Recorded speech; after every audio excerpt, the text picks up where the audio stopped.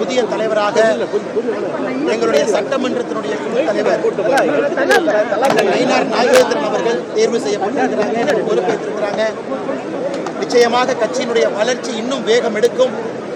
2026 தேசிய ஜனநாயக ஆட்சி நிச்சயமாக தமிழகத்தில் அமையும் என்கின்ற நம்பிக்கை எங்களுக்கு இருக்கு. அதில் கடுமையாக உழைப்போம். புதிய தலைவர் அண்ணன் நயினார் நாகேந்திரன் அவர்கள் பூத் அளவில் கட்சியை வலிமைப்படுத்த வேண்டும் என்கின்ற பெரிய குறிக்கோளை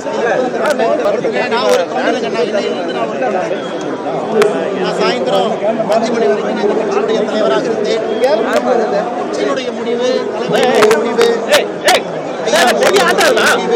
உள்துறை அமைச்சர் ஒரு முடிவு கட்சி எடுத்த பிறகு அடிப்படை குணம். நான் இன்னைக்கு எந்த பொறுப்பும் இல்லாத அடிப்படையில் அதனால் நிச்சயமாக 2026 தேசிய ஜனநாயக கூட்டணி தோல்வி கூட்டணின்னு முதலமைச்சர் காலையில் முதலமைச்சரை பொறுத்தவரை நேற்று நம்முடைய தேசிய ஜனநாயக கூட்டணி வலுவான பிறகு அனைத்து இந்திய அண்ணா திராவிட முன்னேற்ற கழகம் தேசிய ஜனநாயக கூட்டணிக்கு வலிமை சேர்த்த பிறகு தமிழகத்தில் அனைத்து இந்திய அண்ணா திராவிட முன்னேற்ற கழகம் தேசியத்தில் நம்முடைய பாரத பிரதமர் நரேந்திர மோடி அவர்கள் 2026 சட்டமன்ற தேர்தல் அண்ணன் எடப்பாடி பழனிசாமி அவர்கள் தலைமையில் தேசிய ஜனநாயக கூட்டணி அதை சந்திக்கிறது.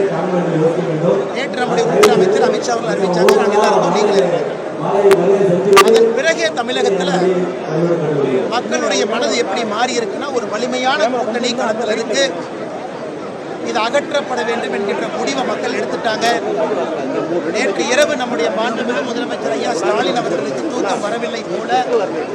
அதனாலதான் காலையில முதல் வேளையில் அந்த அறிக்கையை வெளியிட்டிருக்கிறாங்க. அவருடைய மனக்குமுறலாகத்தான் அந்த அறிக்கையை பார்க்கின்றோம் தவிர, அவருடைய அச்சமாகத்தான் அந்த அறிக்கையை பார்க்கின்றோம் தவிர 2026 என்ன நடக்கும் என்பதை யுகித்து அவர் அறிக்கை எழுதியிருப்பதாகத்தான் நான் பார்க்கிறேன். கூட்டணி மறைமுக கூட்டணியில தான் இருந்துட்டு இருந்தாங்க இத்தனை நாட்கள். தற்பொழுது அது வெட்ட வெளிச்சமாகி இருக்குன்னு திமுகவினுடைய கூட்டணி கட்சி தலைவர்கள் எல்லாமே சொல்றாங்க. நேற்று நம்முடைய அமித்ஷா அவர்கள், எதிர்கட்சி தலைவர் அண்ணன் எடப்பாடி பழனிசாமி அவர்கள் இருந்த அதே பிரஸ் மீட்ல தெளிவாக சொல்லியிருக்கிறாங்க, காமன் மினிமம் ப்ரோக்ராம். ஆம், 2 கட்சிகளும் அடிப்படையில் வேறு வேறு சித்தாந்தங்கள் இருக்கக்கூடிய கட்சி. 2024 கூட்டணி கட்சிகள் 2026 ஒன்றாக சேர்ந்திருக்கின்றோம். நிறைய விஷயங்கள்ல அனைத்து இந்திய அண்ணா திராவிட முன்னேற்ற கழகத்தினுடைய கொள்கை முடிவு மத்தியில் ஆட்சியில் இருக்கக்கூடிய பாரதிய ஜனதா கட்சிக்கு சில இடத்துல ஒரு டீவியேஷன் இருக்கு. அதனாலதான் காமன் மினிமம் ப்ரோக்ராம் என்கின்ற வார்த்தையை பயன்படுத்துகிறார். குறைந்தபட்சம் ஒப்புக்கொள்ளப்பட்ட கொள்கை முடிவுகள். அதனால் யாருக்கும் இதனால எந்த பாதிப்பு வரப்போவதில்லை.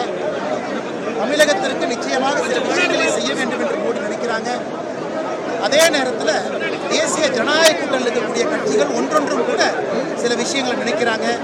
அதனால் 2026 தேர்தலை பொறுத்தவரை குறைந்தபட்சம் ஒப்புக்கொள்ளப்பட்ட விஷயங்கள் அதை அனைத்து இந்திய அண்ணா திராவிட முன்னேற்ற கழகத்தினுடைய தலைவர்கள் இன்னைக்கு பேசியிருக்கிறாங்க. காலையில் நான் பத்திரிகையில் பார்த்தேன். நான் ஒரு தொண்டை, எந்த பொறுப்பும் இல்லாத சாதாரண தொண்டை, பணி செய்ய கட்சி கட்டளையிட்டிருக்கின்றார்கள். எந்த பணி கொடுத்தாலும் செய்வது என்னுடைய பொறுப்பு, அதை விட என்னுடைய கடமை. புதிய தலைவராக நாங்கள் தேர்ந்தெடுக்கக்கூடிய அண்ணன் நயினார் நாகேந்திரன் அவருடைய கரத்தை வலுப்படுத்த வேண்டிய கடமையை வைத்திருக்கிறேன். அதையும் சிறப்பாக செய்வேன். புதிய தலைவர் அண்ணன் நயினார் நாகேந்திரன் அவங்க இருக்கிறாங்க, மேடையில் தொண்டர்களை சந்தித்துக் கொண்டிருக்கின்றார்கள். தயவு செய்து